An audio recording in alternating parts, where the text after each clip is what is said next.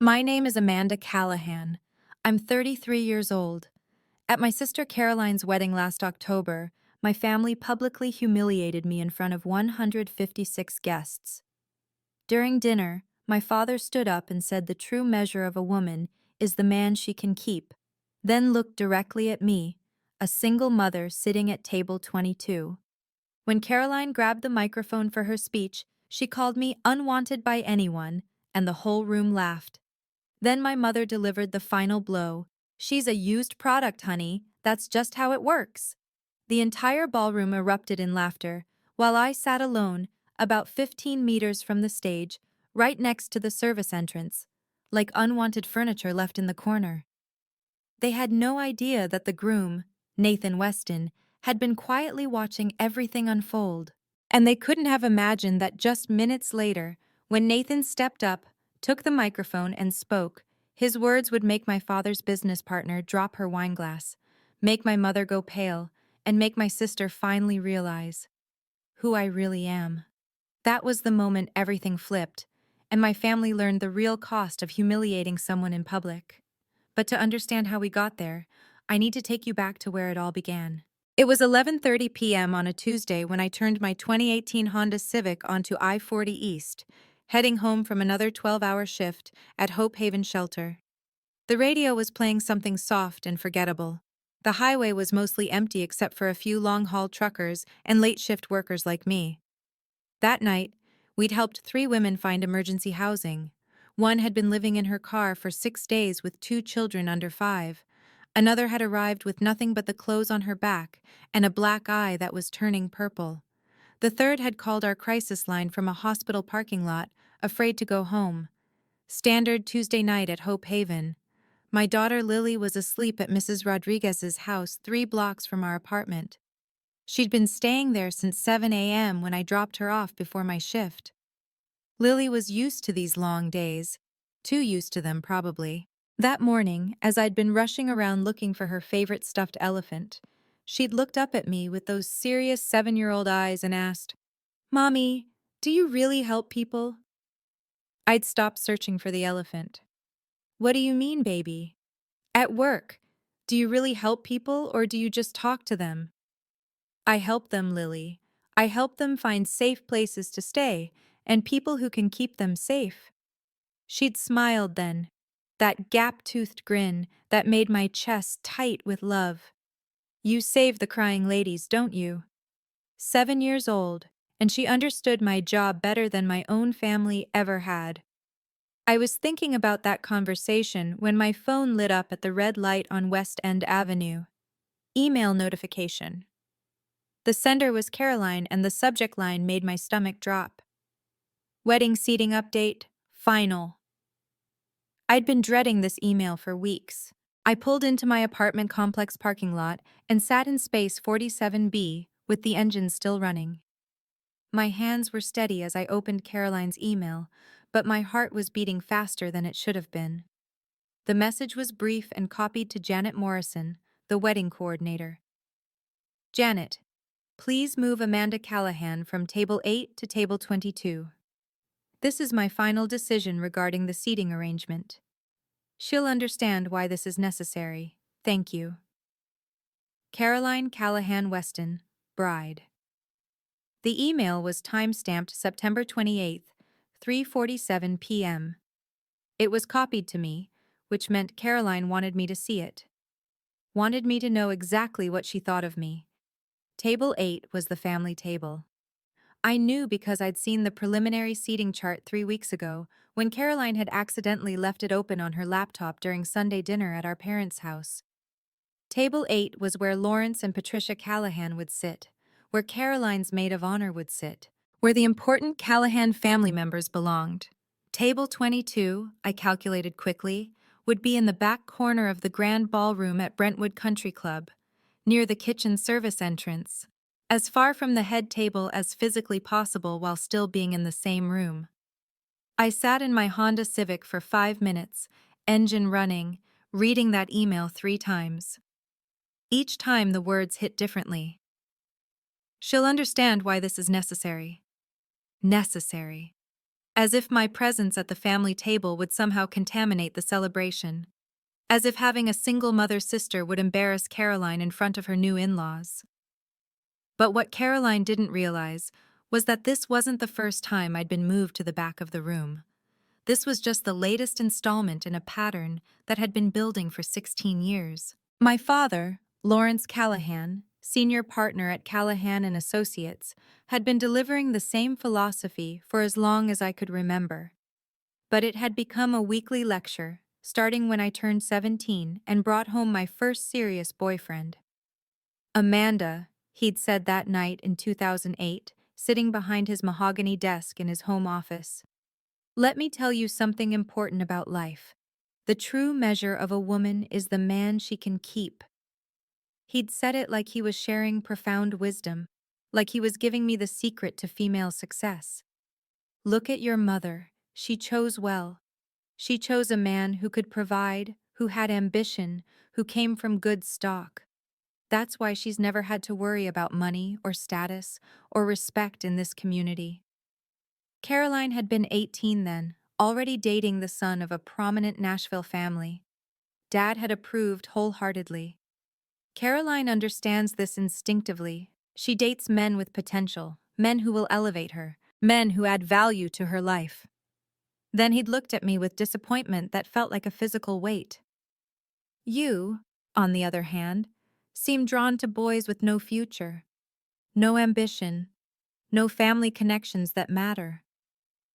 That conversation had set the tone for every relationship I'd have after that. Every boyfriend was evaluated by Lawrence Callahan's standards. Every breakup was analyzed through the lens of my failure to choose well. When I married David at 25, Lawrence had been cautiously optimistic. David worked in finance, wore suits, had an MBA from Vanderbilt. He looked like success, even if he didn't feel like love. When the marriage ended 4 years ago, Lawrence didn't ask why. He didn't ask if I was okay. He didn't ask about the bruises I'd covered with makeup for the last 6 months of the relationship, or the nights David came home drunk and angry about his job, his life, his wife who couldn't seem to appreciate how hard he was working. Lawrence asked one question: "What did you do wrong?" For 4 years since my divorce, the family narrative about me had been consistent. Amanda was the daughter who couldn't make it work. Amanda was the cautionary tale. Amanda was proof that some women just don't understand how to keep a man happy. Caroline had refined this story over time, turning my failed marriage into evidence of my fundamental inadequacy as a woman. At family dinners, she'd reference my situation with casual cruelty wrapped in sisterly concern. "Poor Amanda just can't seem to figure it out," she'd say, cutting her perfectly prepared salmon. "Some women are natural wives, some aren't." My mother would nod along, not out of malice, but out of genuine belief. Patricia Callahan had married well in 1985 and built her identity around that choice. In her worldview, unmarried women were incomplete. Divorced women were damaged goods. Single mothers were cautionary tales. "It's not Amanda's fault," Patricia would say, with the kind of pity that felt worse than outright hostility. "Some people just aren't built for the kind of commitment marriage requires." They measured my worth by my relationship status, my income, my ability to present the right image at family events and social functions. I made $36,500 a year as a crisis counselor at Hope Haven Shelter. In their world, that wasn't just failure money, it was invisible money, charity work, something you did while you looked for a real career or a husband to support you properly. What they didn't know, what they had never bothered to ask about, was what that $36,500 actually bought. Last year alone, I'd handled 67 direct intervention cases, 67 women who had called our emergency hotline in crisis, women who'd been told they were worthless, used up, beyond help. Damaged goods, as my mother might say. These women called Hope Haven when they had nowhere else to turn, when their husbands had controlled every dollar and isolated them from every friend. When they were convinced that they deserved the violence because they weren't good enough wives, pretty enough women, compliant enough partners. I spent my days telling women they deserved better, that they weren't damaged, that they weren't used products. The irony wasn't lost on me that I went home every night to family dinners where I was treated exactly like the women I counseled during the day. But what my family didn't know, what they would never have thought to ask about, was that 3 months before Caroline's wedding, something had happened that would change everything. Something that had been documented, reported, and filed in quarterly reports sent to every major foundation that funded our work, including the foundation run by Caroline's future husband. July 15th, 2024, 2:18 a.m. I'd been asleep for exactly 43 minutes when my phone rang with the emergency hotline ringtone. It was a sound that could pull me from the deepest sleep to complete alertness in seconds. 5 years of crisis counseling had trained my nervous system to respond instantly to that particular combination of tones. I sat up in bed, grabbed my phone, and activated the recording system. Every crisis call was documented for quality assurance and legal protection. Hope Haven Crisis Line, this is Amanda. I'm here to listen. The voice that came through the phone was quiet, distant, and terrifyingly calm. I'm on the Shelby Street Bridge. I can't do this anymore. My blood went cold. Shelby Street Bridge. Every crisis counselor in Nashville knew that location. It was high enough, busy enough, and isolated enough at night to be one of the most common suicide attempt sites in Davidson County. Thank you for calling, ma'am. My name is Amanda, and I'm going to stay on the phone with you. You're not alone right now. Can you tell me your first name? Sarah. My name is Sarah, and I think I'm done. Sarah's voice carried the exhausted calm that I'd learned to recognize as immediate danger. Not hysteria, not anger, just the terrible peace that comes when someone has made a final decision. Sarah, I'm glad you called tonight. I'm glad I get to talk to you. Can you tell me what brought you to the bridge tonight? For the next 47 minutes, I talked to Sarah about her life, her children, her reasons for wanting to die, and her reasons for wanting to live. At minute 23, Metro Nashville police arrived on scene. At minute 35, their crisis negotiator arrived and tried to take over the call. Sarah refused. No, I want Amanda. Don't take Amanda away from me. So I stayed on the phone, sitting in my small bedroom in my pajamas, while police officers and emergency responders set up floodlights and safety equipment around the Shelby Street Bridge. I listened to Sarah tell me about her 3 children, her abusive ex-husband, her minimum wage job that barely covered rent, her exhaustion with fighting just to survive each day. I'm so tired, Amanda. I'm tired of being afraid. I'm tired of being poor. I'm tired of my kids seeing me cry. I understand, Sarah. It sounds like you've been carrying so much for so long. But I need you to know that your children need their mother. Not a perfect mother. Not a mother with money or the right house or the right job. They need you. At 2:45 a.m., Sarah asked me a question that would stay with me for months. Amanda, do you think some people are just broken? Like permanently broken? I thought about my family dinners, my father's disappointment, my mother's pity, Caroline's casual cruelty, the way they looked at me like I was damaged goods. No, Sarah, I think some people are hurt. I think some people have been told lies about their worth for so long that they start believing those lies. But hurt isn't the same as broken. Hurt can heal. At 3:05 a.m., Sarah stepped back from the edge of the bridge. The police report would later document the exact time, the successful intervention, the transportation to Vanderbilt University Medical Center for evaluation and support. Sarah hugged the police officer who helped her down. Then she asked to speak to me one more time. Amanda, I don't know your last name or what you look like, but I want you to know that you saved my life tonight. Not just from jumping, you saved my life.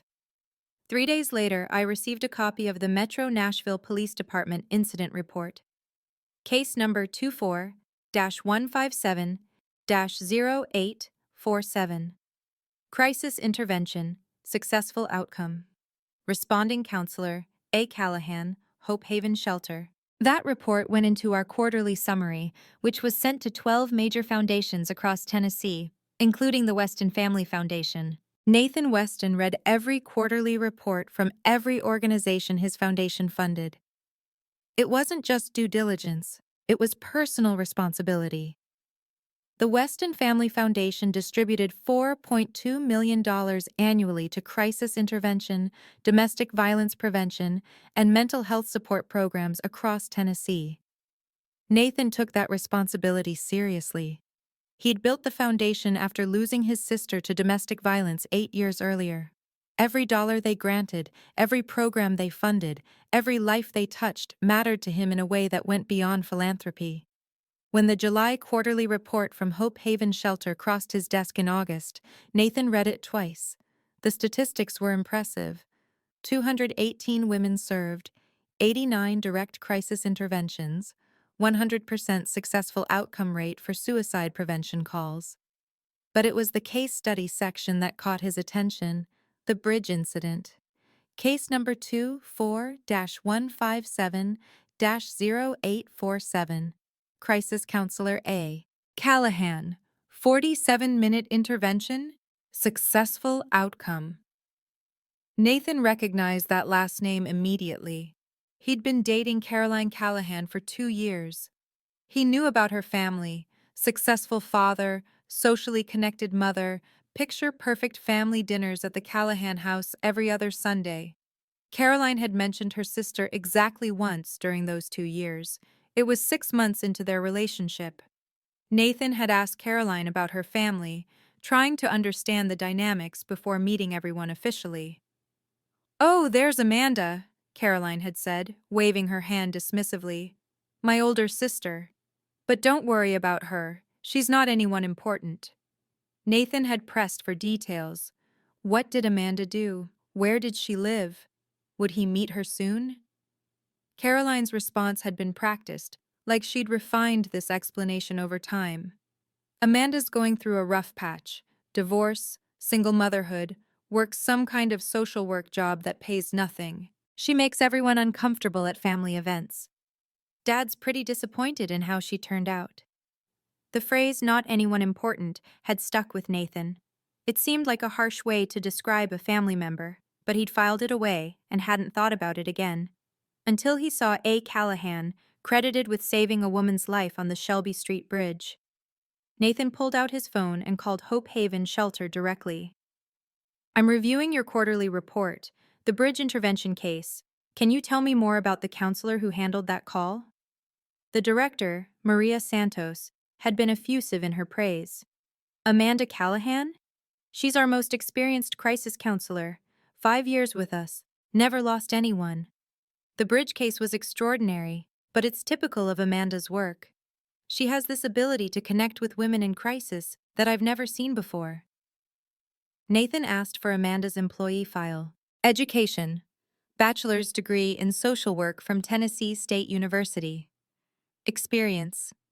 5 years crisis counseling, certified in suicide prevention, domestic violence advocacy, trauma-informed care. Salary, $36,500 annually. Current caseload, 67 direct interventions in the past year, all successful outcomes. Nathan sat in his office for 20 minutes, staring at Amanda Callahan's file, Caroline's sister, the one who was not anyone important, the one who made the family uncomfortable. This woman had talked a stranger off a bridge at 2:18 in the morning. She'd spent nearly an hour convincing someone to choose life over death.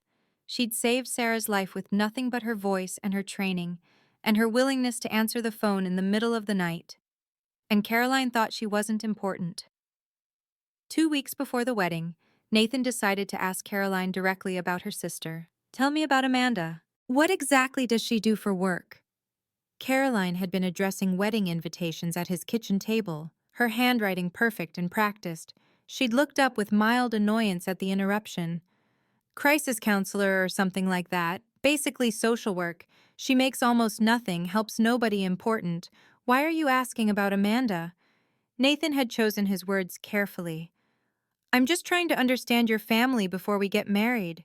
It seems like Amanda's work might be meaningful.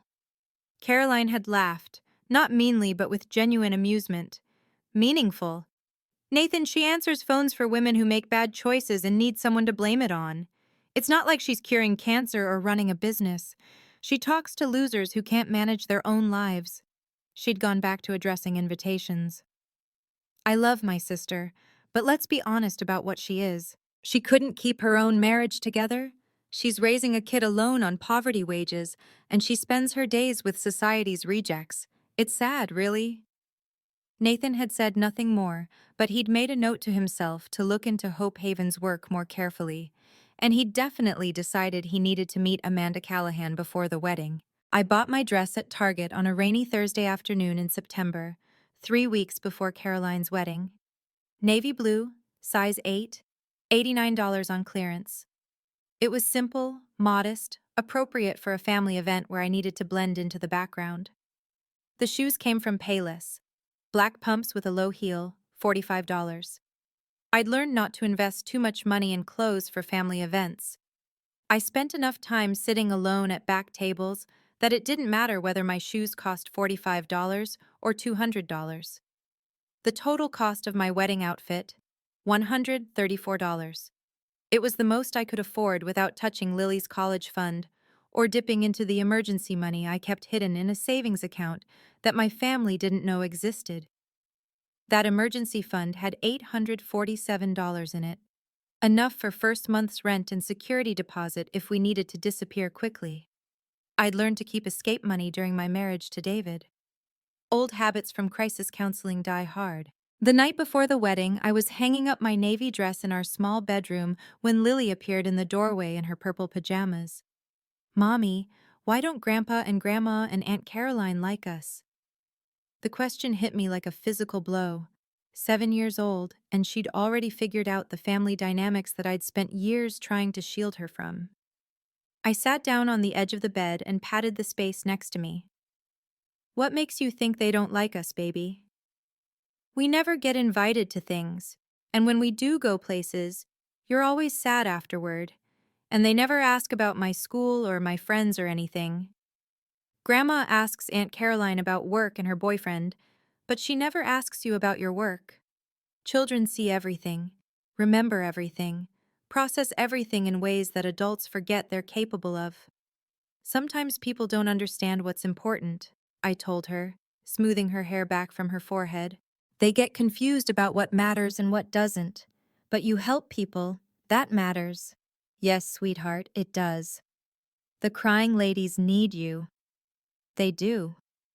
Lily was quiet for a moment, thinking with the serious concentration that 7-year-olds bring to big concepts. Maybe Grandpa and Grandma just don't know about the crying ladies. Maybe they didn't. Or maybe they didn't care.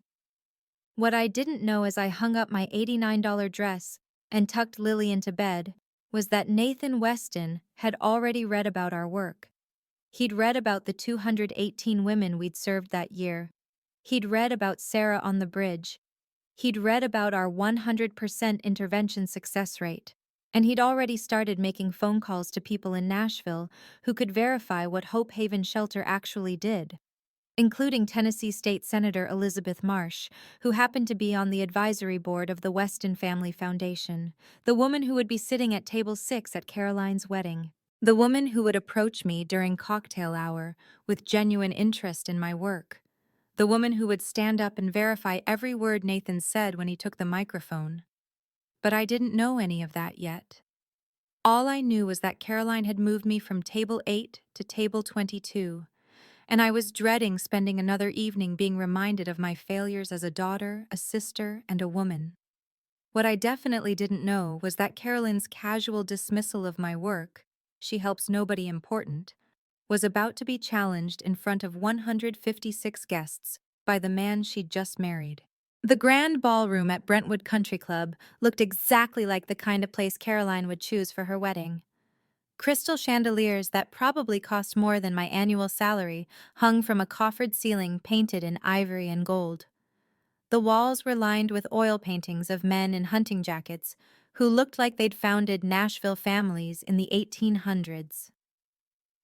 I arrived at 5:15 p.m., exactly 15 minutes after the invitation suggested, carrying a small gift bag that contained a crystal picture frame from Williams-Sonoma. $67 that I couldn't really afford, but that was the cheapest item on Caroline's registry that didn't seem insulting. The ceremony hadn't started yet, so I had time to find my table and get oriented to the space that would define my evening. Table 22 was exactly where I'd expected it to be, back left corner of the ballroom, positioned between the kitchen service entrance and a marble pillar that partially blocked the view of the head table. The tablecloth was the same ivory linen as every other table. The centerpiece was the same arrangement of white roses and eucalyptus. But the location sent a clear message about my place in the family hierarchy. I counted my steps from table 22 to the main stage where Caroline and Nathan would exchange vows. 43 steps across the marble floor, about 15.2 meters. Far enough that facial expressions would be hard to read, close enough that every word spoken into a microphone would carry clearly to the back of the room. I sat down in the chair that faced away from the kitchen doors, hoping to minimize the disruption from catering staff moving in and out during dinner. The other 7 chairs at table 22 would eventually be filled by distant family friends, business acquaintances of my father's, and what wedding planners call overflow guests, people who needed to be invited but didn't quite belong anywhere else. That's when I noticed Nathan at the head table, 43 steps away, watching me. He was wearing a navy suit that probably cost more than my monthly rent, his dark hair styled in a way that looked effortless, but definitely wasn't. Handsome in the way that men with money and confidence always seem to be, but it was his expression that caught my attention. He looked at table 22, looked at me sitting alone, then turned to Caroline and said something that made her glance back in my direction. Caroline's response was animated but brief. She gestured dismissively, said something that made Nathan's jaw tighten slightly, then turned her attention back to the guests approaching the head table. Nathan's eyes found me again across the ballroom. For just a moment, our gazes met.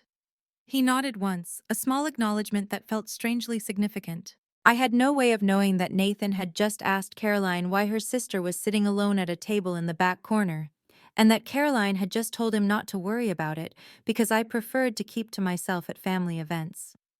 Both of those statements would prove to be significant later in the evening.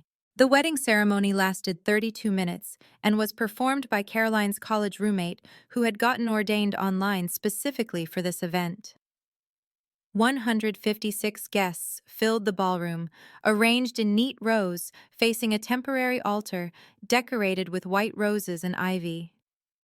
I sat in the back row of ceremony seating, 3 chairs in from the center aisle, alone in the middle of a section meant for 8 people. My father's colleagues from Callahan and Associates filled the first 3 rows on the left side.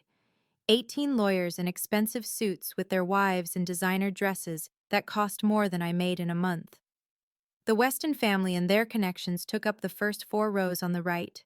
Men who looked like they belonged in boardrooms and country clubs. Women who had the kind of polished elegance that money and breeding produced. I listened to the whispers around me as guests settled into their seats. That's Lawrence Callahan's other daughter, the one who had all the trouble. Divorced, right? Single mother now? Such a shame. Caroline turned out so well. Genetics are funny that way. Same parents, completely different outcomes. The woman behind me spoke a little louder than she probably intended. I heard she works at some kind of shelter, makes almost nothing. Lawrence is mortified. Her husband's response was quieter, but still audible. Well, you can't blame him. Imagine having to explain that at the country club. I kept my eyes forward and my expression neutral. 5 years of crisis counseling had taught me to absorb hostile environments without visible reaction. These people weren't my family, weren't my friends, weren't my community. Their opinions of me had no power unless I gave it to them. During the ceremony itself, I watched Nathan more than Caroline. While Caroline recited traditional vows about love and honor and commitment, Nathan kept glancing back toward the family section. When he realized I wasn't sitting with my parents and Caroline, his jaw tightened again. Caroline looked radiant in her $3,000 Vera Wang gown, her hair styled in an elaborate updo that had required a team of professionals and 3 hours that morning. She'd achieved everything our parents had taught us to want: successful career in public relations, wealthy husband with family connections, wedding that would be featured in the Nashville Society pages. I was genuinely happy for her. I was also keenly aware that her happiness was being built, in part, on my exclusion. The ceremony ended with a kiss, applause, and the kind of professional photographer activity that would produce an album worthy of Caroline's new social status. As guests moved from ceremony seating to cocktail hour, I found myself walking alone toward the bar setup, trying to blend into the elegant crowd while wearing my $89 Target dress and $45 Payless shoes. Cocktail hour lasted 90 minutes and was designed to give guests time to socialize while Caroline and Nathan disappeared for photographs. The bar was open, serving premium liquor and wine that probably cost more per bottle than I spent on groceries in a week. Waiters circulated with silver trays of hors d'oeuvres that looked like small works of art. I spoke to 3 people during those 90 minutes. First, a server who asked if I wanted white wine or red. I chose white and thanked her politely. Second, a guest who mistook me for catering staff and asked where she could find the ladies' room. I directed her to the hallway near the entrance. Third, a woman who approached me with genuine interest and changed the entire trajectory of my evening. "You must be Caroline's sister," she said, extending her hand with the kind of firm handshake that suggested professional confidence. "I'm Elizabeth Marsh." Elizabeth appeared to be in her late 50s, with silver hair styled in a classic bob, and the kind of understated elegance that didn't need designer labels to announce its quality. She wore a charcoal gray dress that looked expensive without being flashy, pearl earrings that caught the light from the chandeliers, and carried herself with the bearing of someone accustomed to being the most important person in the room.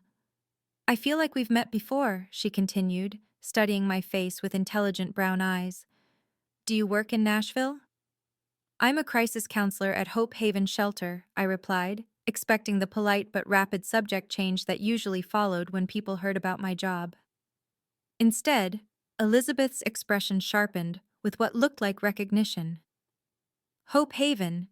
That's very important work," she said, and her tone suggested she actually meant it. "Crisis intervention? Domestic violence support?" "Yes. Emergency hotline, safety planning, resource connection." Elizabeth nodded slowly, as if processing information she already possessed but was seeing in a new context. "Very important work," she repeated, then paused for a moment that felt significant. "The foundation community in Nashville pays close attention to organizations like Hope Haven." Before I could ask what she meant by that, Elizabeth excused herself to speak with other guests. But as she walked away, I caught her glancing back at me with an expression I couldn't quite interpret. It would be 3 hours before I understood why Elizabeth Marsh had looked at me like she was solving a puzzle. The rest of cocktail hour passed in predictable isolation. Other guests formed conversational clusters around shared social and professional connections, lawyers talking about cases, business executives discussing investments, society wives planning charity events that would generate good publicity and tax deductions. I stood near the edge of these conversations, close enough to hear, but not close enough to join. Occasionally, someone would make eye contact and smile politely before turning back to more relevant discussions. At 6:30 p.m., Caroline sent me a text from wherever she was taking photographs. "Please don't make a scene tonight. This is important for Nathan's family." I stared at that text for a full minute, wondering what kind of scene Caroline imagined I might make. I'd never made a scene at a family event. I'd never done anything at family events except sit quietly, eat dinner, and leave early. But the text told me everything I needed to know about Caroline's expectations for the evening. I was a potential problem to be managed, not a sister to be celebrated. I deleted the text without responding. At 7:15 p.m., guests were called to dinner. The ballroom had been transformed during cocktail hour, Round tables covered in ivory linen, place settings that included more silverware than most people used in a week, centerpieces that probably cost more than my monthly car payment. I walked past 21 tables filled with lawyers, executives, Caroline's sorority sisters from Vanderbilt, Nathan's prep school friends, family members who'd traveled from other states to celebrate the union of two successful Nashville families. Table 22 was exactly as isolated as I'd expected. The kitchen noise was constant, orders being called out in Spanish, plates clattering, the industrial dishwasher cycling through loads, the swing doors opening and closing every 30 seconds as waitstaff moved between the dining room and food preparation area. My table mates began arriving as I spread my napkin across my lap.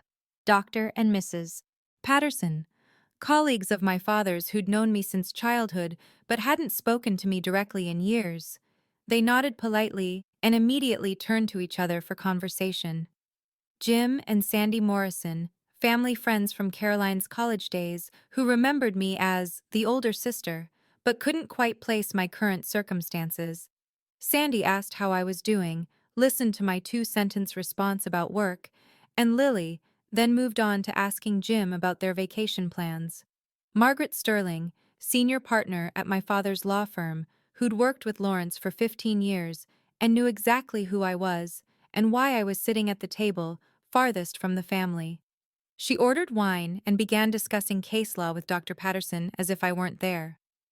By 7:25 p.m., all 8 seats at table 22 were filled, and I'd been effectively erased from the social dynamics despite being physically present. That's when the dinner program began, and I realized that Caroline had saved her most humiliating moments for when I'd be trapped at my back corner table with nowhere to retreat. At 7:30 p.m. exactly, Nathan stood up from the head table and asked for everyone's attention.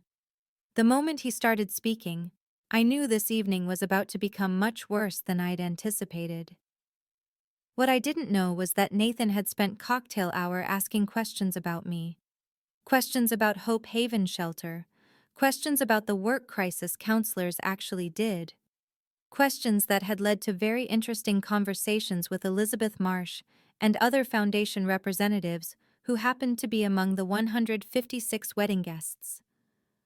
I was about to discover that while Caroline had been taking photographs and managing her perfect wedding timeline, Nathan had been getting educated about exactly who his new sister-in-law really was. And he'd decided that Caroline's version of my story needed some significant corrections. At 6:50 p.m. exactly, my father stood up from the head table, tapped his champagne glass with his silver knife, and asked for everyone's attention. The sound carried clearly across the marble floor, cutting through conversations and creating the kind of expectant silence that meant someone important was about to speak. Lawrence Callahan, at 62, was still an imposing figure. 6 feet tall, silver hair perfectly styled, wearing a charcoal suit that had been custom tailored on Savile Row during a business trip to London. He commanded attention the way successful men did, through a combination of confidence, authority, and the knowledge that people listened when he spoke. "Ladies and gentlemen," he began, his voice carrying the measured cadence of someone accustomed to addressing courtrooms and conference tables. "Before we begin our meal, I wanted to share some thoughts about marriage, success, and the choices that define our lives." He paused for effect, allowing the room to settle into complete attention. Waitstaff stopped serving. Conversation ceased.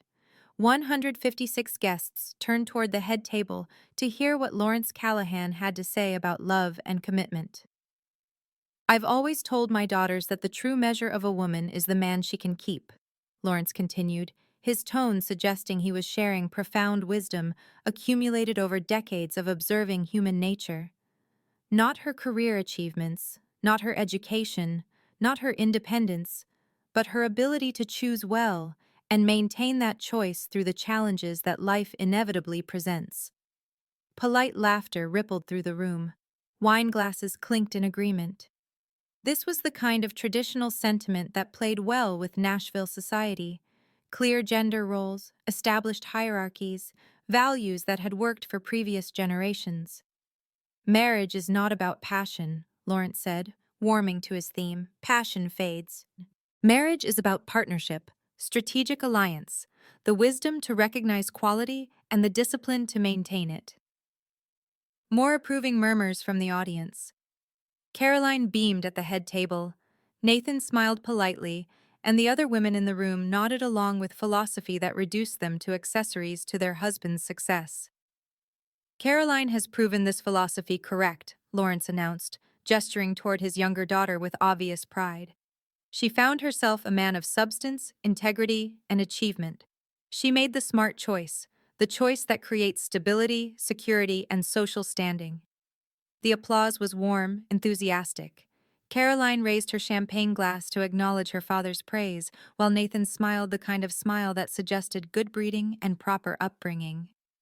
Then Lawrence's expression shifted slightly, and his eyes found me at table 22.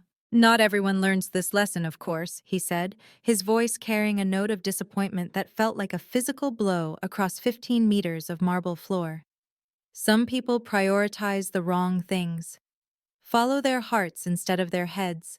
Make choices based on emotion rather than logic. The silence stretched uncomfortably.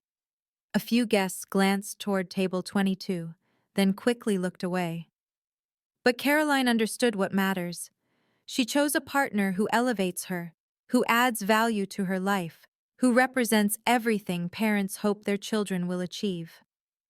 Lawrence raised his champagne glass toward Caroline and Nathan. To Caroline, who proved that smart women make smart choices, and to Nathan, who was wise enough to recognize Caroline's worth. The room exploded in applause, glasses raised, smiles all around. A toast to Caroline's wisdom in choosing well, and Nathan's wisdom in choosing Caroline. I sat at table 22, next to the kitchen service entrance, applauding my sister's success while absorbing my father's public assessment of my failure. Margaret Sterling, sitting 3 seats away from me, caught my eye and offered a sympathetic smile that somehow made the humiliation worse. Caroline took the microphone from Nathan with the kind of practiced grace that suggested she'd been planning this moment for months. She looked radiant in her Vera Wang gown, her professional training in public relations evident in the way she commanded attention without seeming to effort. "Thank you, Daddy," she began, her voice warm with affection and amplified clearly through the ballroom's sound system. "And thank you all for being here to celebrate the happiest day of my life." Polite applause, expectant smiles, the kind of atmosphere that suggested everyone was prepared to enjoy whatever heartwarming sentiments the bride wanted to share. Caroline began with gratitude, thanking guests for traveling, praising Nathan's family for welcoming her, acknowledging the vendors who'd made the evening possible, standard wedding speech material delivered with professional polish. Then she shifted gears. "I have to share something that's been on my mind tonight," Caroline said, her tone becoming more conversational, more intimate. "Family is complicated, isn't it? We love each other, but we also drive each other crazy in ways that only family can." Knowing laughter from the audience. Everyone had family dynamics they could relate to. "My sister Amanda is here tonight," Caroline continued, gesturing vaguely toward the back of the room without actually looking at table 22. "She's sitting back there somewhere, probably wondering why I'm embarrassing her in front of all these nice people." More laughter, louder this time. The audience was enjoying this glimpse into sisterly dynamics. "Amanda is a single mother," Caroline said, her tone suggesting this was both explanation and apology. Well, let's just say she's been unwanted by anyone significant for quite some time now. But hey, that's family, right? We love them anyway." The laughter that followed was different, more uncomfortable, edged with the kind of cruelty that passed for humor in certain social circles. I felt heat rise in my cheeks as 156 people laughed at my relationship status, my motherhood, my apparent inability to attract anyone significant. Caroline wasn't finished. "In a lot of ways, Amanda taught me what not to do in relationships," she continued, building momentum. "She showed me the importance of choosing wisely, of prioritizing stability over passion, of understanding what successful women know instinctively. The audience was fully engaged now, enjoying Caroline's honest assessment of family dysfunction. So, in a weird way, I owe my successful marriage to Amanda's example, Caroline concluded, raising her champagne glass toward table 22. Thank you, sister, for showing me how to keep a man happy, how to choose someone worthy, how to build something that lasts. The applause was thunderous. Caroline beamed with the satisfaction of someone who'd just delivered exactly the message she'd intended. I sat perfectly still, hands folded in my lap, face burning with humiliation, while 156 people celebrated my sister's wisdom in learning from my failures. But the worst was yet to come. As Caroline handed the microphone back to Nathan, my mother Patricia stood up at the head table. She didn't need the microphone to make herself heard. Patricia Callahan had spent 30 years in Nashville society learning how to project her voice across rooms filled with important people. "She's a used product, honey," Patricia said to Caroline, her words carrying clearly across the marble floor. "That's just how it works." Her tone was matter of fact, clinical, not angry or cruel, but stated with the kind of certainty that suggested she was sharing an obvious truth that everyone in the room already understood. Patricia's voice carried the same tone she used when explaining why certain restaurants were inappropriate for business dinners, or why certain neighborhoods weren't suitable for raising children, or why certain people couldn't be trusted with important social responsibilities. "Some women understand how to maintain their value," Patricia continued, sitting back down but still speaking loudly enough for nearby tables to hear. "Some don't. It's not personal. It's just reality." The laughter that followed was uncomfortable now. Guests shifted in their seats, sensing that we'd crossed a line from playful family teasing into something darker and more cruel. Margaret Sterling stopped smiling. Dr. Patterson looked down at his plate. Sandy Morrison whispered something urgent to her husband. But the damage was done. My mother had just called her own daughter a used product, in front of 156 guests, at my sister's wedding, with the same casual certainty she might use to comment on the weather or the quality of the catering. I sat perfectly still at table 22, next to the kitchen service entrance, feeling the eyes of every guest in the ballroom land on me with a mixture of pity, embarrassment, and voyeuristic fascination. Nathan Weston set down his napkin with deliberate care. His jaw was tight. His expression had shifted from polite amusement to something much harder. He stood up slowly, adjusted his jacket, and walked the 12 steps to the microphone, with the kind of measured pace that suggested he had something important to say. The room fell completely silent as Nathan approached the podium. Even the kitchen noise seemed to quiet in anticipation. He adjusted the microphone to his height, looked out at the 156 guests, then spoke in the clear, calm voice of someone who'd just decided to set the record straight. "I have something important to say about Amanda Callahan." Every head in the room turned toward table 22. I felt the weight of their collective attention like a physical pressure. The room was about to change in ways that none of us, except Nathan, could have anticipated. Nathan Weston stood behind the microphone with the kind of quiet authority that didn't need to raise its voice to command attention.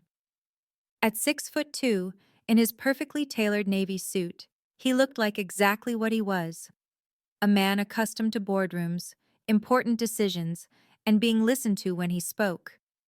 The ballroom fell completely silent. Even the kitchen staff seemed to sense that something significant was happening, because the usual clatter of dishes and preparation noise stopped entirely. "Thank you, Caroline, for those interesting observations about your sister," Nathan began, his tone carefully neutral, but carrying an undertone that suggested he had thoughts of his own to share. "I appreciate the opportunity to address some misconceptions." Caroline's smile flickered slightly. This wasn't part of the planned program.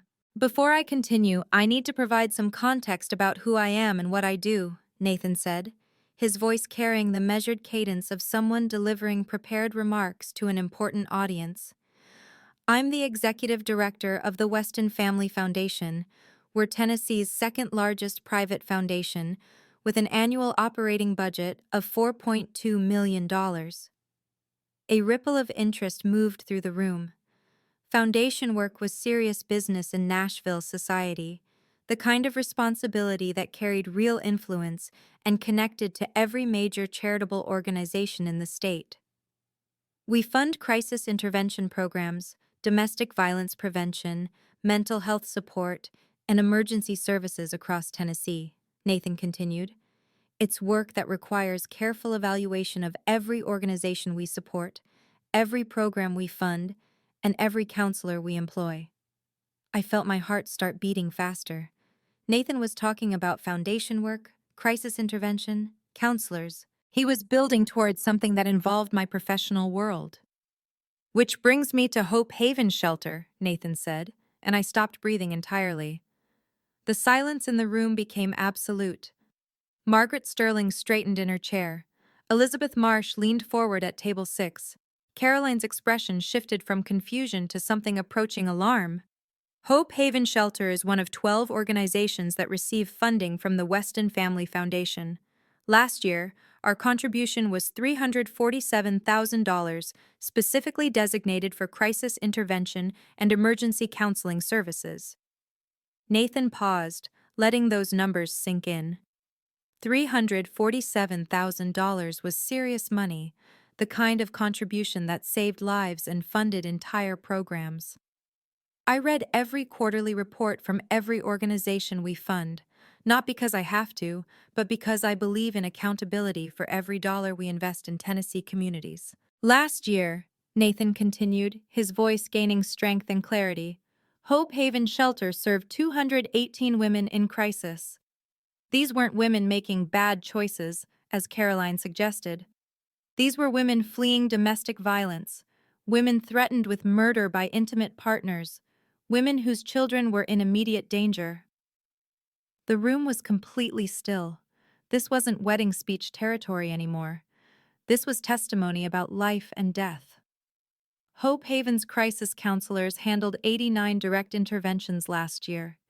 89 phone calls from women in immediate danger, women calling from hospital beds, women hiding in closets while abusive partners broke down doors, women contemplating suicide because they couldn't see any other escape. I heard someone whisper Jesus under their breath. Wine glasses sat untouched on tables as guests absorbed information that was far more serious than they'd expected from a wedding reception. Amanda Callahan personally handled 67 of those 89 crisis calls, Nathan said, his eyes finding me at table 22. 67 women in the worst moments of their lives called Hope Haven's emergency hotline and got Amanda on the phone. Margaret Sterling turned to stare at me with an expression of complete shock. Dr. Patterson set down his fork and gave me his full attention for the first time all evening. Amanda has a 100% success rate, Nathan continued. Every woman who called her for help survived. Every intervention she handled resulted in a positive outcome. Every life she touched was saved. The silence stretched for 10 full seconds. I could hear my own heartbeat, the distant hum of air conditioning, the barely audible sound of someone crying softly at a table near the front. Caroline's face had gone completely white. When Caroline told me her sister was unwanted by anyone, I have to respectfully disagree, Nathan said, his voice carrying across the ballroom with perfect clarity. Amanda is wanted by 218 women who needed help and got it. She's wanted by 67 women who called a crisis line and found someone who cared enough to save their lives. 3 months ago, Nathan said, reaching into his jacket pocket and removing a folded document. Amanda received a call at 2:18 in the morning. A woman named Sarah was standing on the Shelby Street Bridge, ready to end her life. He unfolded the paper, an official document that looked like a police report. Metro Nashville police were dispatched to the scene. Their crisis negotiator was called, but Sarah would only talk to Amanda. Nathan held up the document so the room could see it was official, documented, real. For 47 minutes, Amanda talked to Sarah about her children, her reasons for living, her worth as a human being. The police report documents everything: the call duration, the intervention techniques, the successful outcome. He set the document on the podium. Sarah stepped back from the edge at 3:05 a.m. She's alive today because Amanda Callahan answered her phone in the middle of the night and refused to give up on a stranger. Elizabeth Marsh stood up from table 6, her face grave with recognition and respect.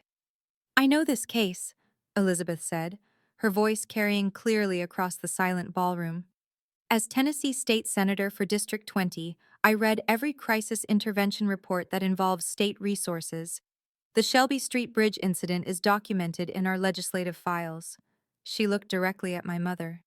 "The woman you just called a used product saved a life that night, and it wasn't the first time." Nathan nodded his thanks to Elizabeth, then returned his attention to the 156 guests who were staring at me with expressions ranging from shock to embarrassment to something approaching awe. "So, when I hear Amanda described as a failure, as someone who makes bad choices, as someone who helps nobody important, I feel obligated to correct the record," Nathan said. "Amanda helps women whose society has written off. Women who've been called used products by people who should protect them. Women who've been told they're worthless by the very people who claim to love them." His voice hardened slightly. "And she saves their lives. One phone call at a time. One crisis intervention at a time. One woman at a time." But Nathan wasn't finished yet. The foundation revelation and the bridge documentation were just the beginning of what he had to tell this room full of people who'd just spent 10 minutes laughing at my expense.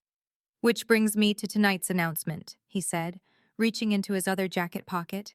The room held its collective breath, waiting for whatever revelation was coming next. "The Weston Family Foundation Board met last Thursday," Nathan said, removing a second folded document from his jacket pocket. "We voted unanimously to expand Hope Haven's crisis intervention program across Tennessee." He unfolded the document with deliberate care, holding it so the room could see official letterhead, signatures, legal formatting that indicated serious business was being conducted. "We're allocating $350,000 over the next 2 years for statewide expansion.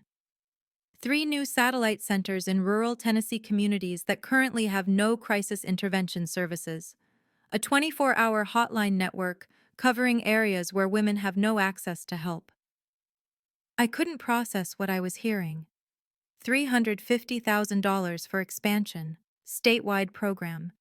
Everything we'd talked about at Hope Haven but never imagined we could afford. "This expansion will serve an estimated 400 additional women annually.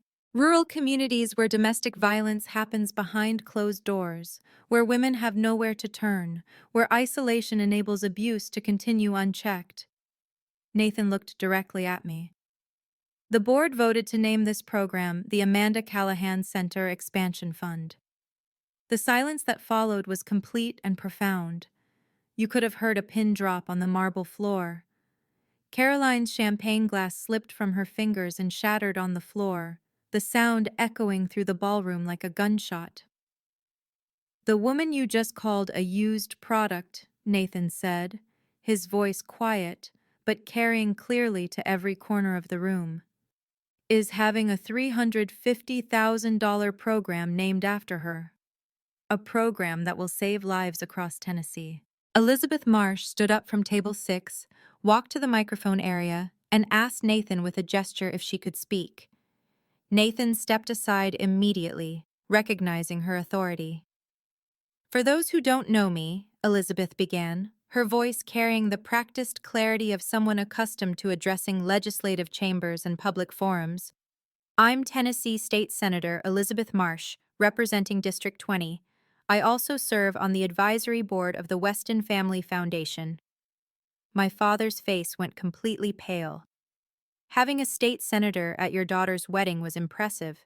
Having that senator contradict your family's assessment of your other daughter was mortifying.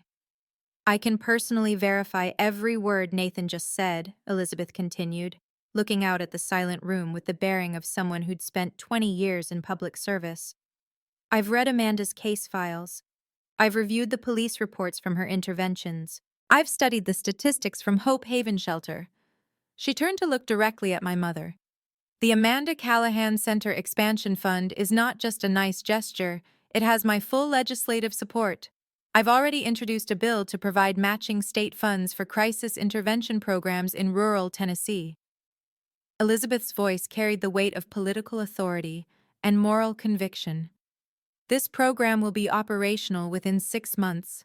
It will save lives in communities where women currently have no options except to endure abuse or risk everything to escape it. She paused, letting the gravity of that statement settle over the room. The woman you called a used product is about to become the director of a program that will serve the entire state of Tennessee.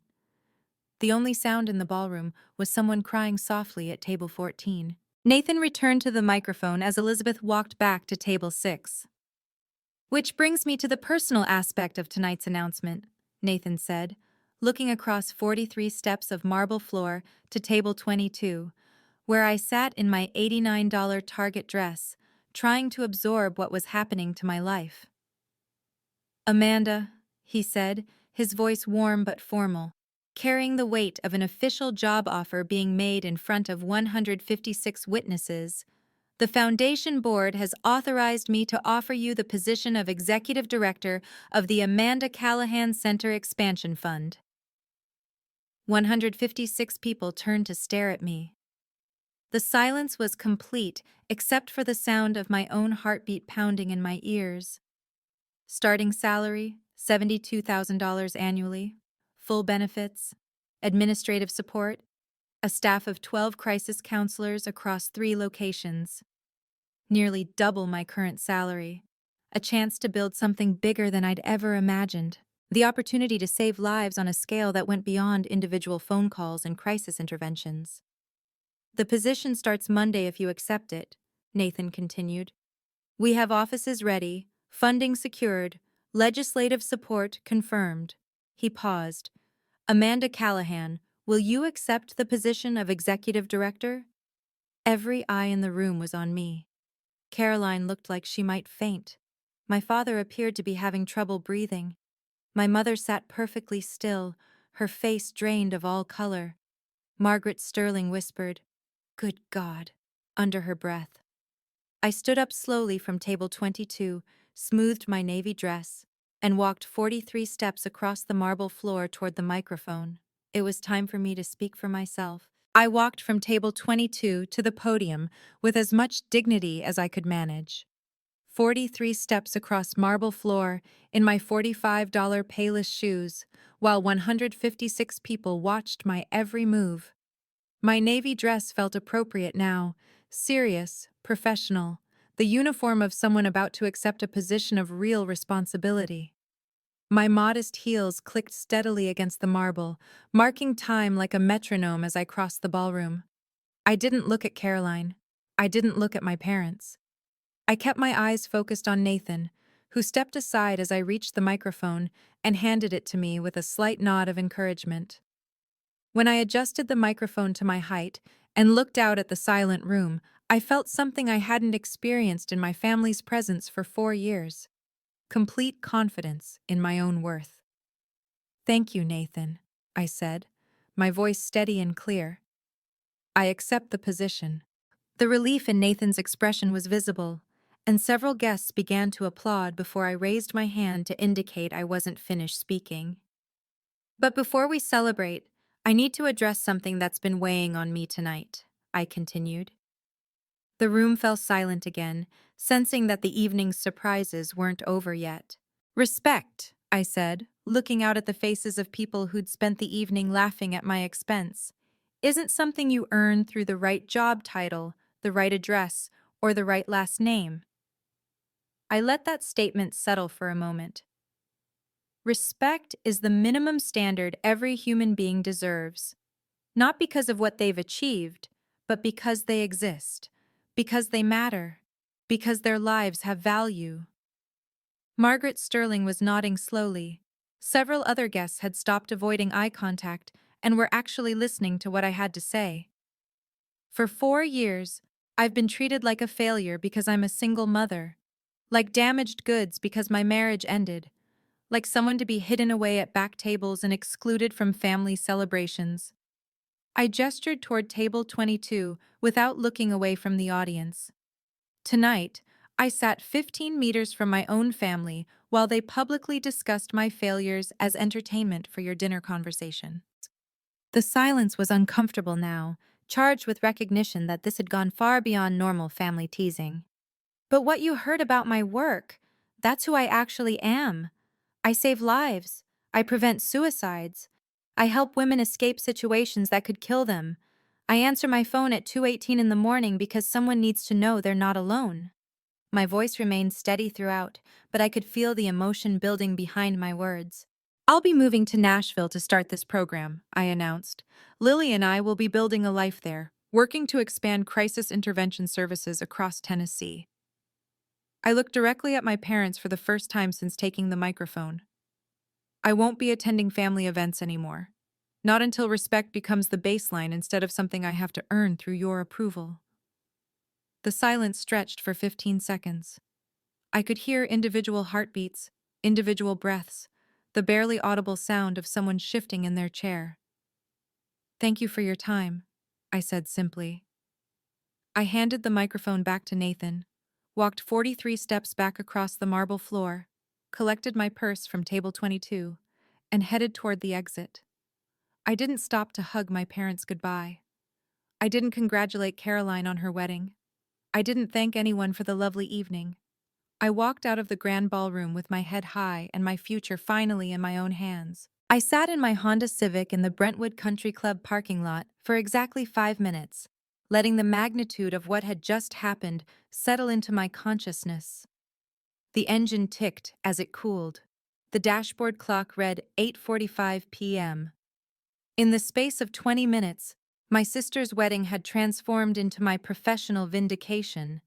My family's humiliation had become my career breakthrough, and the used product had been offered a $72,000 salary to direct a program bearing her own name. The 23-minute drive home gave me time to process the surreal shift from public embarrassment to public honor. By the time I reached my apartment complex, my phone was already ringing with unknown numbers, probably reporters, foundation board members, or politicians who'd been at the wedding and wanted to follow up on the evening's unexpected revelations. I picked up Lily from Mrs. Rodriguez's apartment. She was asleep on the couch, curled up with her favorite stuffed elephant, wearing purple pajamas that were getting too small for her growing 7-year-old body. Mija got a new job tonight, I whispered to Mrs. Rodriguez as I gathered Lily's things. A really important one. Mrs. Rodriguez smiled and squeezed my hand. Good for you, honey. About time someone recognized what you do. I carried Lily to our car, buckled her into her booster seat, and whispered, Mommy got a promotion, baby.